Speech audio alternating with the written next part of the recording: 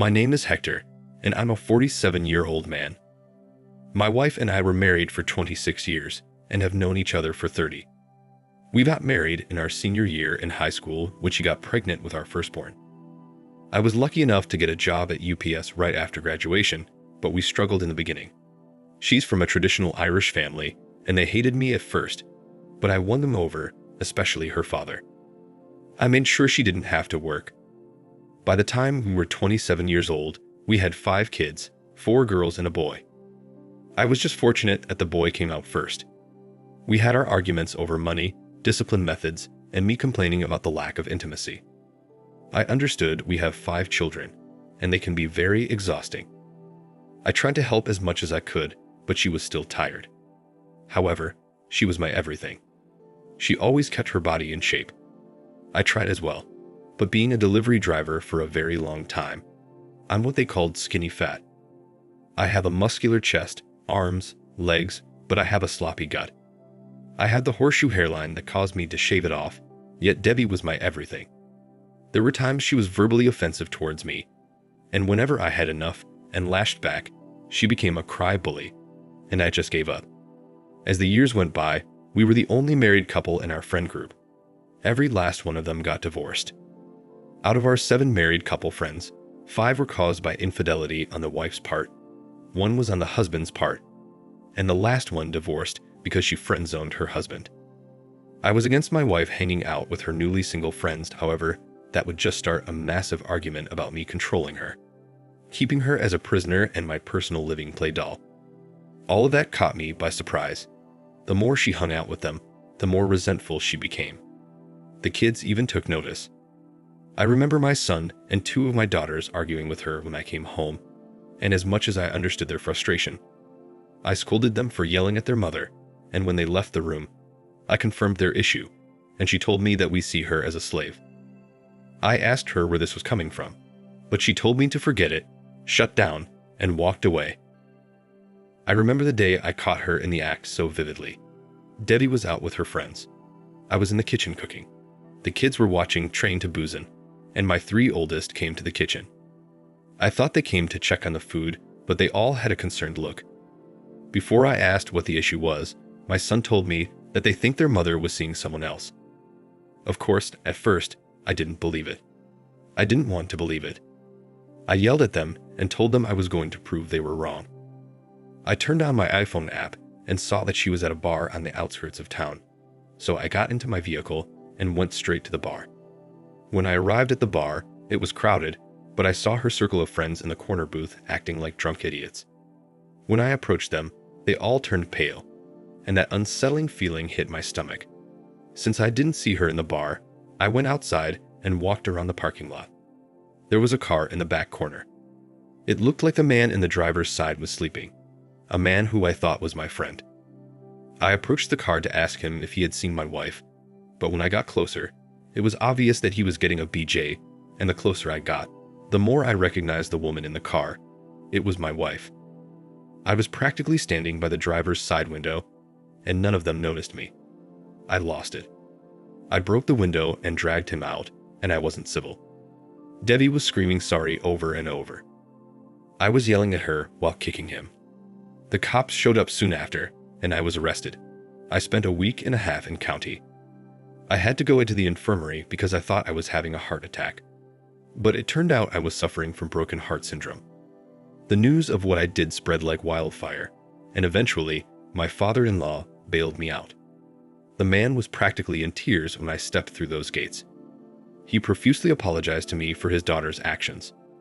During the drive home, he told me he spoke to my manager and union rep about the situation, so I can still keep my job. He said that the kids had been staying with him, and Debbie was waiting for me in the house.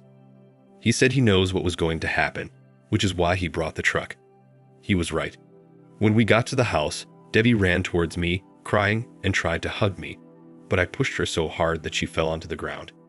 She looked at me with shock. I told her to get her stuff out of my house, and I wanted a divorce. She tried to fight it, but her father convinced her otherwise.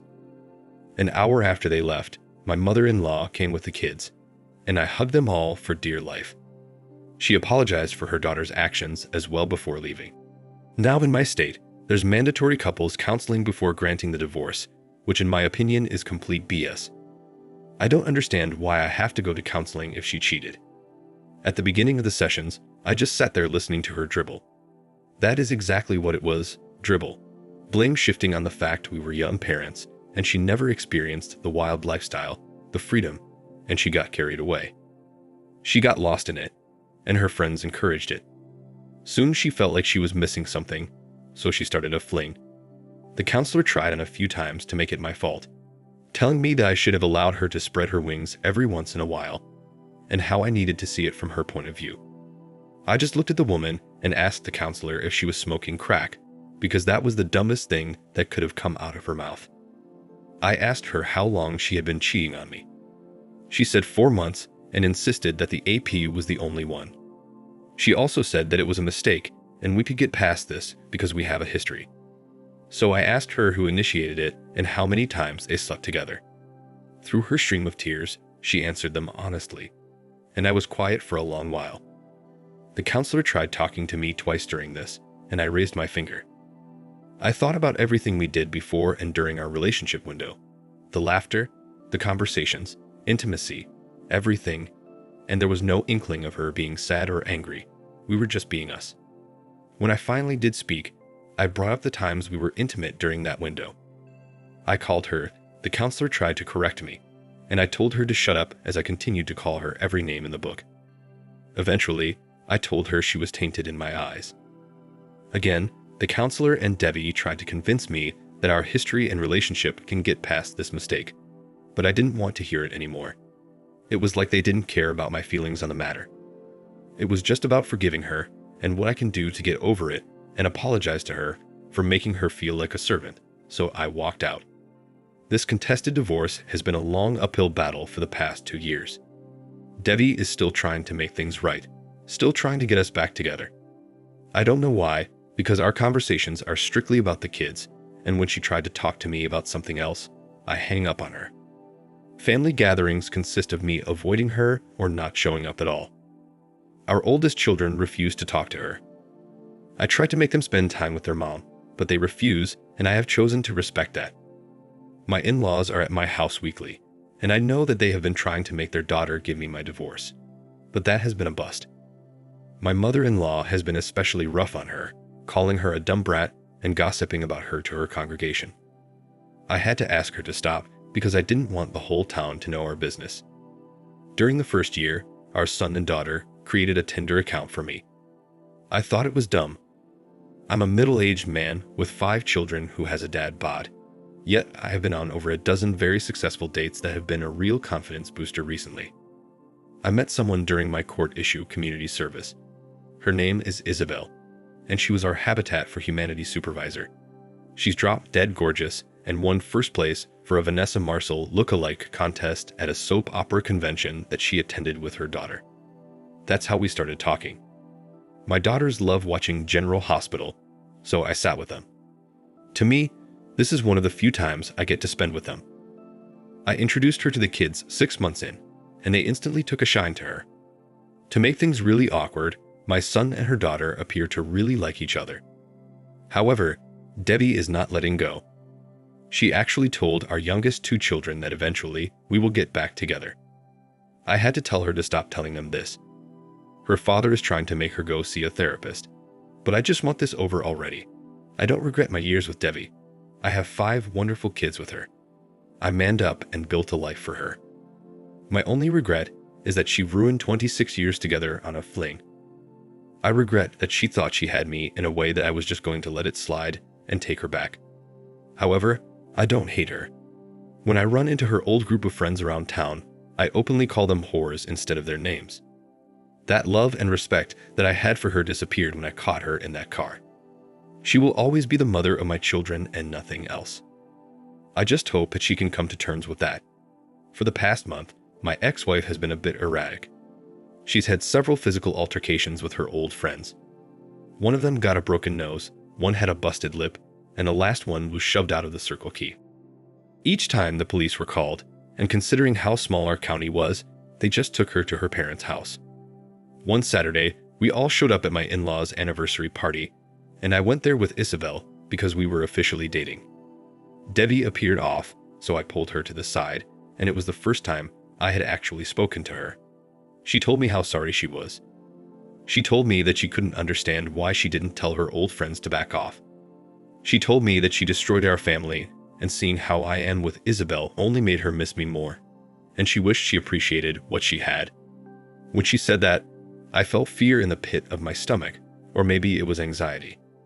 I should have kept asking if she was all right, but I was blindsided when Debbie formally apologized to Isabel during the party for her actions and asked her to keep me happy because I am a good man who deserves a good woman. Debbie went to each of our kids, and I could see them making peace with her. They were talking and laughing, even posing for a few pictures. Isabel and I were having a great time, and for once, I thought about having a cordial conversation with Debbie. It was 3 a.m. when I got the call. My sister-in-law was screaming in a panic. I could hear my mother-in-law crying, and then I heard my brother-in-law trying to calmly tell me that Debbie had tried to end it, and they were on their way to the hospital. When I arrived at the hospital, my in-laws were not well. She lost a lot of blood and was in surgery. My father-in-law and I donated blood for her since the hospital was short on her blood type. My son couldn't be a part of the operation, but he observed the surgery.